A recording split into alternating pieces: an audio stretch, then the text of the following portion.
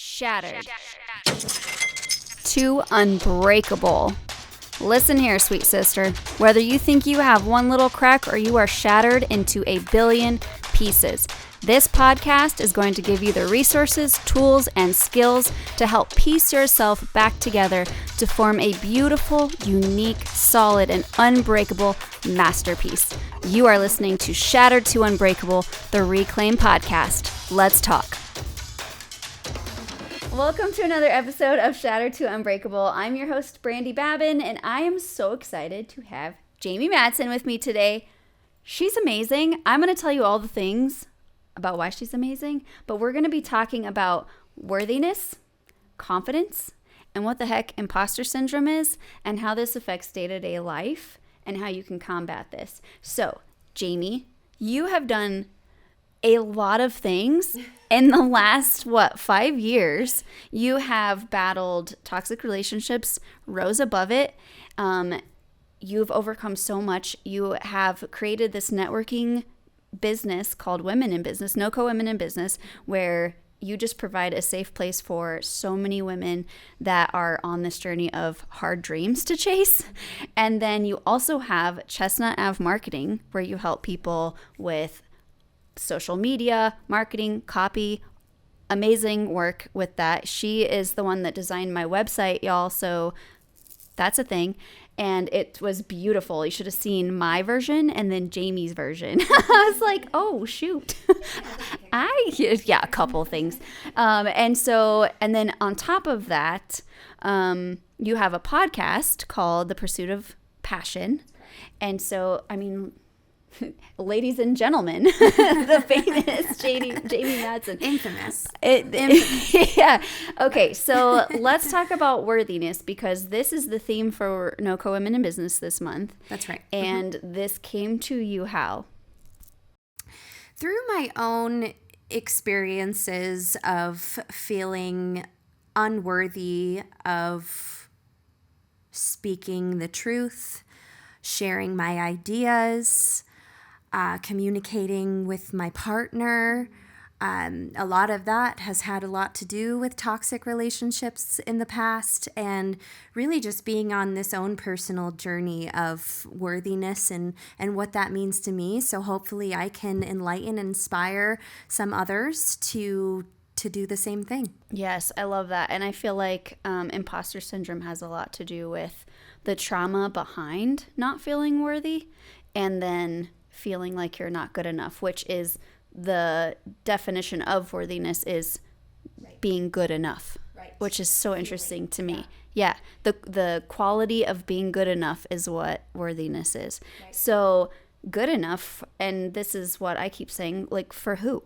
But for who? That's that's the question I keep asking. Okay, good enough, but for who? That's such a good question. You know what I mean? Like, who are you trying to be good enough for? So that brings me to trauma, and not everybody listening is going to be, trauma victims or survivors, but Jamie and I both happen to be there. And so we have some episodes on, trauma survival and recovery. And so I feel like this is a good road to go down, just because everybody who's an adult has some sort of trauma in their life, because you are not that inner child that you used to be. So whether you have big T or little t trauma, you're going to have to deal with some sort of not feeling good enough. The feedback that society gave you has you feeling this way. You weren't born that way. We were talking earlier about how my childhood was amazing. I really never had this I'm not good enough feeling until my abusive relationship. I never had that until what is this? This isn't normal. It was very like, oh my gosh, my whole life was a lie. I have been thinking that I'm smart, capable, talented. I've been thinking I'm going to be somebody. This whole time I've been a burden on my family, on my You're friends. Probably like, look at me, I'm a narcissist for thinking I totally thought I was. That I'm worthy. Totally thought I was. And it led me to suicidal ideation and mental hospitalization and struggling with worthiness for, 5 years after that. So definitely, and I'll let you speak to some of the hurdles that you've overcome in finding worthiness again. Like, where did you find the healing? Were there any integral moments in life or things that happened or things that you had to overcome to find this, oh my gosh, I I am worthy. I am good enough. Yeah, I think there's been many, many situations that have caused me to stand in my worth. Whereas before I might have felt too afraid. Mm-hmm. And I think that in those situations, most of those situations, I found myself saying, I don't owe this person. I don't owe this person an explanation. Right. I don't owe the world anything. This is my journey. Yes. This is and I get to dictate. I get to decide what the outcome looks like. Right. Whether that's a difficult conversation and I'm learning tools to help me become more confident in having those difficult conversations, or it's simply aspiring towards a goal and chasing my dreams and putting myself out there in a way that makes me fully seen. Right. And conquering that that lack of transparency that we all have to we have to move through the transparency. Right. And that's a journey in itself. Oh my gosh, yes. So much so. It's a journey in itself. Like doing this video podcast for the first time. And yes. And I was just listening to this podcast with Mel Robbins, and she was talking about being confident, and that the new definition that we should all walk with for confidence is taking action, right. Trying. Yes. You have to try. You don't just, if you're feeling unworthy or if you're feeling unconfident, mm-hmm. you won't feel that way forever if you start to take action. Right. I remember listening to that episode, and I loved the idea that you don't have to be good at something to have confidence. You just have to know that if you try and fail, nothing bad is going to happen. Right. So confidence is not knowing you're going to succeed. Confidence is knowing that you're going to try, right. Which I think is beautiful, right. Because it takes away that am I good enough feeling, yeah. Which for those of you that don't know what imposter syndrome is, it's something that people struggle with when they're trying to do something they've never done before, that they know other people do better than them in their mind, right? Yes. Would you add anything to that?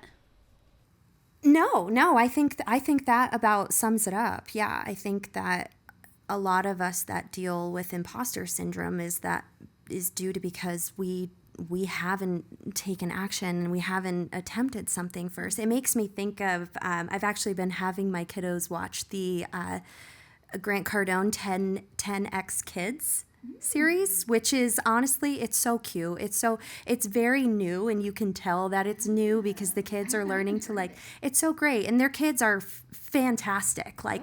I aspire to teach my kids the confidence and the skills that Grant Cardone and his wife Elena Cardone are teaching their kids. It's just amazing to see. I'm watching their videos from 5 years ago where they're so cute. They're so cute, the sisters, and they're just bantering back and forth and getting pissed off at each other on the camera. And then you flash forward a few years and they're just confident and speaking their minds and wanting to help other kids feel confident doing the same thing too. And these girls are I think 8 and 10 years old, and they're up on stage in front of thousands of people giving public speeches at that age. How incredible is that? Yeah. But the other day I was watching this show with Ruth, and I think the older one, Sabrina, I think is her name. She said, "You can't fail if you never quit." Ooh, I like that, because it's never over. So you haven't failed, really. Yeah. So those of us that are feeling unworthy, or we're feeling imposter syndrome, or feeling a lack of confidence, it's not because we are those things that we're rooted in lack of confidence. It's because we haven't taken the next steps to try and continue trying and developing skills, and over time, you will become that version of you that you aspire to be. Right. So it's not like a pass or fail. It's just a continuing process. Correct. I like that. Correct. Doesn't that provide so much relief? It does. And it's funny because we think as businesswomen think, but I'm also thinking of those of you that don't have a business. Remember what it's like to have your first baby, and you were scared of every noise that was made. You were scared if they weren't sleeping. Yes, if they weren't sleeping long enough. Is there something you're doing wrong? Are you reading the right sleep sense book? Are you feeding? And we did a whole episode on, are you feeding them organic baby food that you make yourself from your own garden that is pesticide free in Colorado? How are you supposed to grow that stuff in Colorado, by the way? And it's not year round, so how are you supposed to keep it from growing bacteria over time? Oh my gosh! And then the breastfeeding or not breastfeeding. I mean, talk about imposter syndrome. That's exactly what that is trying to be a new mom and have no idea what you're doing. Basically, it's trial and error. You try it. Well, trying to be the best mom. Yes. We all want to be the best mom, like the greatest Pinterest, mom. Facebook perfect mom. And everybody always posts their best picture out of 100. Nobody posts the worst one except me. I keep doing that against popular advice, but I just keep doing it. But like thinking about, okay, try breastfeeding. It worked or it didn't work. If it didn't work, okay, try formula. This formula didn't work. Okay, let's try this formula. Like you just keep trying, and it's never done. Then once they're done with formula, then it's the next phase and the next phase and the next phase. So like parenting is literally just trial and error, and you just hope you don't screw them up. Yeah, it's a continuous learning process for us parents to, I mean, I would even honestly say that it's because I'm a mom that I'm learning to be a better communicator. Because I'm learning how to simplify things into layman's terms. That makes sense. And also I would add to that, wanting my kids to overcome the fears and the challenges that I've experienced and the lack of confidence that I've experienced. I want them to feel worthy. Right. I want them to grow up knowing that they're worthy the same way that you did. Mm-hmm. I remember something super specific, and I was very uncomfortable, but I appreciated that my mom asked me this. We were watching a movie, and a sex scene came on. And I don't remember how old I was, but my mom was a little uncomfortable with that. And instead of saying, close your eyes, close your eyes. Oh, yeah, that was mine. I watched it. And after, like, it wasn't, like, very graphic at all. It was, like, a 10-second scene, and they still had their clothes, like, half their clothes on. You couldn't see any skin, actually. So she didn't tell me to close my eyes. She just kind of let it happen. And then once it was over, you kind of almost couldn't even tell they were having sex. She was, like, bouncing on him, and that was weird. So Mom was like, do you know what they were doing? And that's just all she asked me. Do you know what they were doing? And I said, it looked like she was dancing. And Mom said, okay. But the fact that she just asked was really cool, because then it made me think. And then I was like, was she not dancing? And Mom said, no. And she was just honest, and I was like, well, what were they doing? And she said, we can talk about that another time. I just wanted to see if you knew what it was. So, ooh, I almost want to sit with that for a minute. The honesty. Yeah, she just wanted to make sure I didn't go through that moment without support. You know what I mean? Because if I really didn't know what she was doing, and I thought she was crazy, like, this girl's just dancing on top of him. That's weird. Like, who does that? And the way that she supported you was by being honest. Yeah. By being fully authentic. And it wasn't like she had to reveal all the details of what was going on. She was just like, if you don't know what it is, that's totally appropriate. We don't really need to talk about what it was or not what it was, but I just wanted to make sure you're okay. Yeah. And I was like, okay. So then anytime I had a question about what I saw in a movie, I was very comfortable saying, what is this, Mom? What is this, Mom? What is this, Mom? You know what I mean? So, and then even, as I got older, if I would watch a movie at someone else's house and something I didn't understand, I felt comfortable asking my mom, I saw this in a movie. What does that mean? Yeah. And so, yeah. And instead, because I'm always worried, like, should I talk about that? Should I not talk about that? But honestly, she didn't, I was just asking a question. Do you know what this is? And are you okay? Gosh, what that makes me think of is that there really are two parts to worthiness. There's the part that all of us experience, which is a lack of confidence. If you're feeling unworthy, that's a lack of confidence to communicate something because of a lack of confidence to communicate. Yeah. I like that. Well, I think it's something that a lot of us struggle with.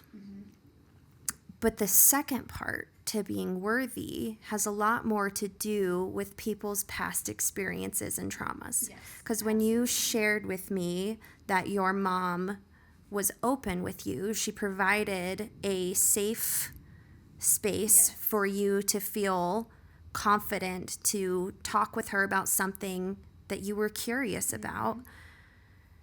It removes having to be courageous. It removes all of that anxiety. But for those of us that have experienced trauma, whether it be in your early childhood development phases or your cultural experiences as an adult,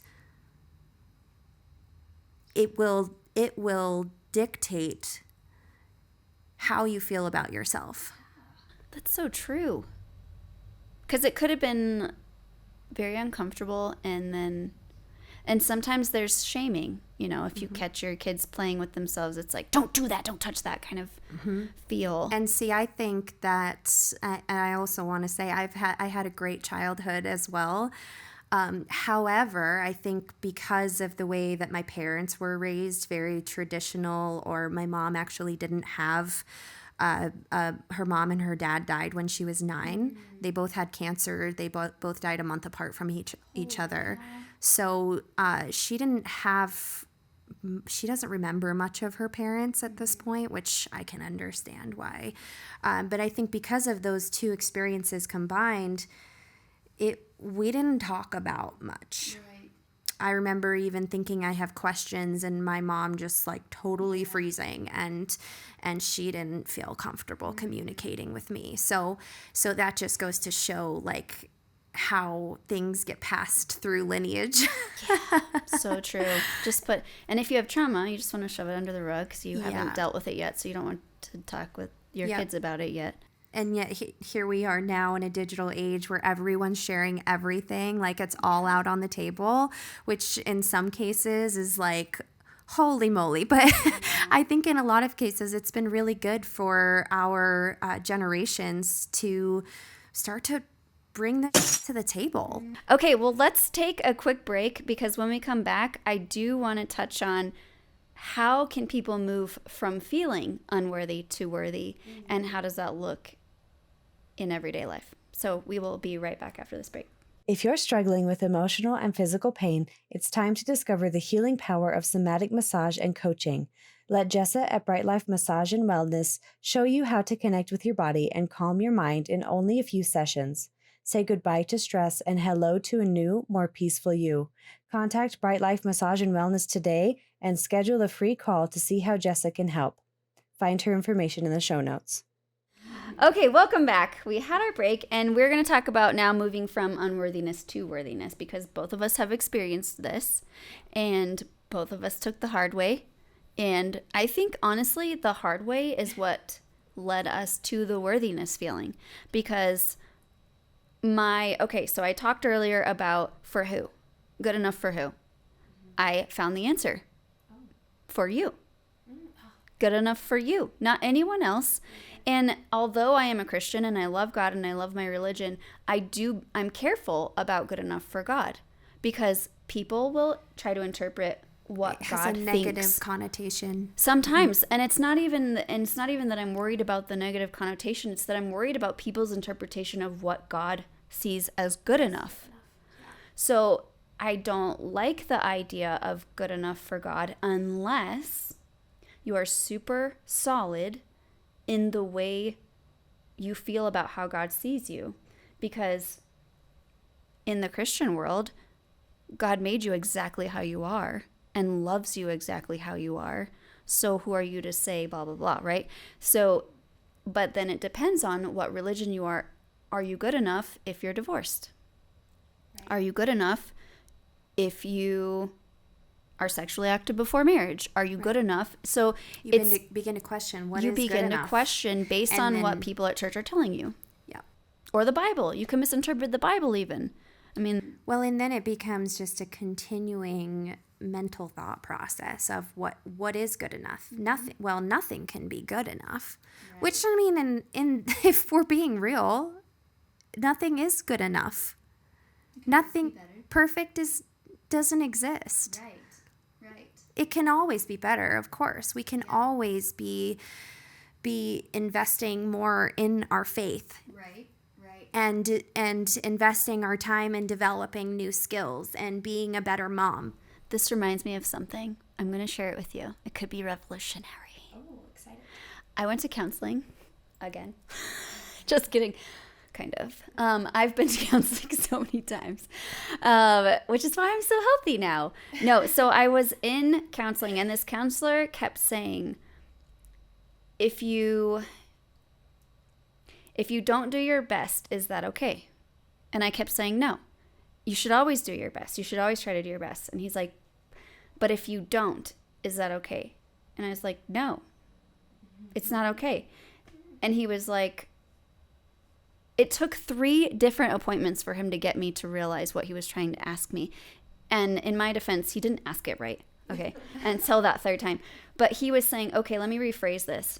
If you don't do your best today, does it make you less valuable? Great and I was rephrase. like, oh, no, nothing should change my value. And he's like, exactly. So your best when you're healthy is not the best when you have the flu. Sure. So you can't say that your best is always expected every moment. So that being said, are you good enough right now for you? Meaning there's always room to grow. You're good enough tomorrow might look different than you're good enough right now. But as of right now, you're good enough. Like there is not one person in this world that just decides to underperform in the moment, right? So you're always good enough right now for you. That's my stance. It is actually a really good phrase. Do your best, pray that it's blessed. God will do the rest. I like that. Do your best. Pray for the rest. God, do your best. Do your best. Pray that it's blessed. That it's blessed. God will do the rest. Oh, I like that. That's nice. It is nice. Yeah, one of the nice things he said to me. It's peaceful. They do have some, don't they? Perfect. So, worthiness. How did you move from unworthiness to worthiness? Take us through this process. And I have mine, but I want to hear yours. Oof. Or do you want to hear mine first? You know, what immediately comes to mind, and whereas I don't want to convey that I believe a man is the only thing that can help you become worthy. However, the first person that comes to mind for me is Ryan, because when I met Ryan, he showed me for the first time that it was okay to talk about my feelings. It was okay to talk about the trauma that I'm experiencing, and that he would hold a safe space for me. And he actually respected me and the fact that I needed space and I needed time to heal before he became my boyfriend. Right. I love that. And that experience really helped me feel like it was okay to start exploring myself, learning more about me, and embarking on a healing journey, because prior to that, I'd spent 6 years trying to serve another human. Trying to be his perfect version of what he needed. Right, exactly. And never really being able to live up to that expectation. And now I had somebody who began to treat me like a human and saw my dreams and aspirations as a good thing. Right. And he gave me that permission to start to step into my own self-worth. Oh my gosh. Do you realize what she just said?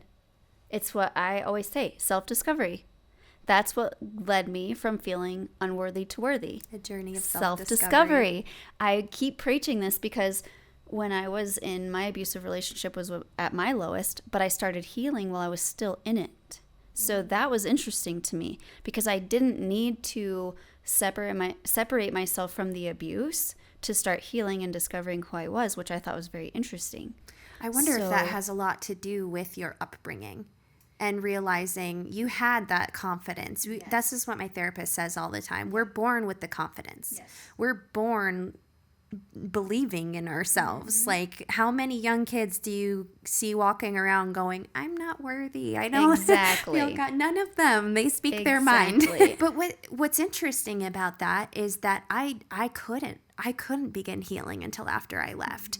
And I think because of my personal upbringing of, we don't talk about this. I mean, as I had mentioned, like I actually became a Christian prior to meeting my ex-husband, and so he and his family were all very religious as well, and that felt like, for me, like I scored, right?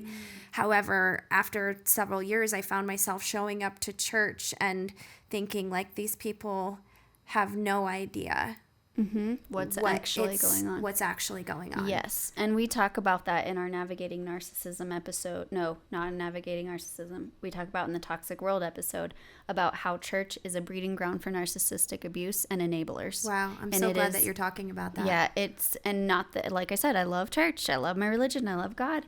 But it's an enabling environment to facilitate narcissism, and it flourishes because people trust the church. Oh, yeah. And it's just inherently there. But I did want to bring up, like you said, you did need Ryan to start that self-discovery journey.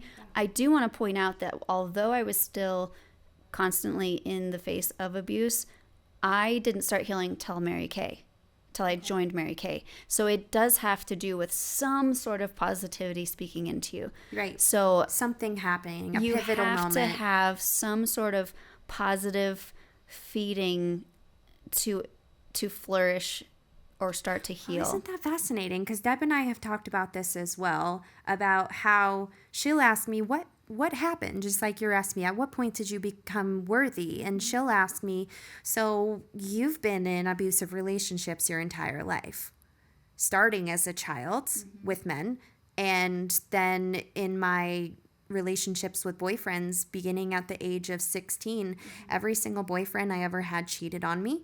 Every single boyfriend I ever had treated me disrespectfully, like I wasn't important enough, worthy enough of respect and honesty. Right. And she'll ask me, what was it about Ryan? What shifted? Something had to have happened where you went from being in these abusive relationships your entire life to finding Ryan, and he's not that way. Right. So what happened? And I said, you're right. Like, there really was a pivotal moment, and I think it took having somebody who saw me for who I really was, for who I could be. And could speak to her versus your version of you at the time. He was speaking to the version that you really could be and wanted to be. And he could see that, I'm sure, in you. Yes. Interesting. Because that's what happened in Mary Kay, because they treated me as if I was already a director. And they kept telling me, you look like a director. You walk like a director. You sell like a director. You sound like a director. You need to be a director. And I just thought, wow, they really see that potential. Whereas at home, I was getting the opposite. You're not a good salesperson. You're doing it all wrong. So it's like very interesting that they would see that greater side of me. And it made me want to rise to that expectation, I guess. Not really an expectation, the vision. Made me want to rise to the vision that they painted for me of who I really could be, which was attractive. And so I want to give people hope, because we have these two different versions where you had to get away from the toxicity and have that person in your life. I ended up having the people in my life and fully intended on staying married the rest of my life, even though it wasn't healthy. So I want people to know, because we've done episodes on how to stay with your toxic person because it's just dangerous to leave, or you just don't want to. And so I want people to know you can heal still in the environment. However, you do need people that see your worth. You do need people to speak the positivity and the vision into you. So that's super important. Yeah, I think that just validates what everyone always says is you're the makeup of the people that you surround yourself. Exactly. I think it's like the 5 people. Show me the 5 people that you spend the most time with, and I'll show you the outcome of your future. Everything we've been talking about is in this journal. Hint, hint, audience. This is what we're talking about is self-discovery leads to healing. Self-discovery leads to worthiness. Self-discovery leads to being good enough for you. At that point, nobody else's opinion matters. Right. And that's when you really step into your potential and your dreams, because when you start, for those of you that have big dreams, when you start accomplishing your dreams, hello haters, and they're going to hurt and they're going to try all kinds of fun stuff. But if you know who you are, why you're doing, what your purpose is, and it's unshakable because you're solid in your own self-worth and knowing and confident enough to keep trying, then it does not matter what anybody else says, which I love. So, yeah. Yeah, that's beautiful. So I really think that my own personal journey of stepping into worthiness and full confidence is, of course, yes, the people that I was surrounding myself with had a lot to do with the outcome and how happy I am now. But it's also took a level of action. Yeah. I had to start taking action on things that were scary. Right. I mean, for anybody, because a lot of my audience is business professionals, I started my career in real estate. And so I would say, my healing from my toxic relationship happened after. But while I was inside of it, my work became my outlet. Mm-hmm. And so I started to explore different sales methods and cold calling. Like, I made cold calling my primary source of lead generation for the first 2 years of my real estate career, and that was scary. Yeah. Like, I had to really overcome a lot of fear. I had a lot of people hang up on me. I had a lot of people say nasty, rude things to me on the phone, but I kept going, and eventually I found a way better way to market. Yeah, so if anyone's still cold calling out there and you hate it, I'm going to give you permission to stop. Do what you love. If you love it, right, keep doing that. But I'm still glad that I did it, because it taught me that if you the more that you practice something, the more that you try, the less scary it becomes over time. Absolutely. It's so true. Yeah. Well, that's awesome. I want everybody to know that Jamie is amazing at all of the things we just talked about. You can find her on Instagram at Ask Jamie Madsen. Yeah. So also look up Jamie on Pursuit of Passion, wherever you get your podcast. Look that up. And I think that's a wrap for today, even though I don't want it to be. But I hope that you all at least found some sort of comfort in knowing that if you feel unworthy now, you don't have to feel unworthy tomorrow. It's going to be a process. You can heal. And the key is, who are you trying to be good enough for? And self-discovery. Thank you so much, Jamie. I loved having you on. And yeah, we have to do this again. Absolutely. Okay. I'll see you next week. I am so glad we got to connect on this podcast. It's been an honor, and I wanted to give you some more resources. We have a website called reclaimjournal.com where you can look at more skills and tools, including coaching sessions, brain spotting sessions, and the Reclaim Journal.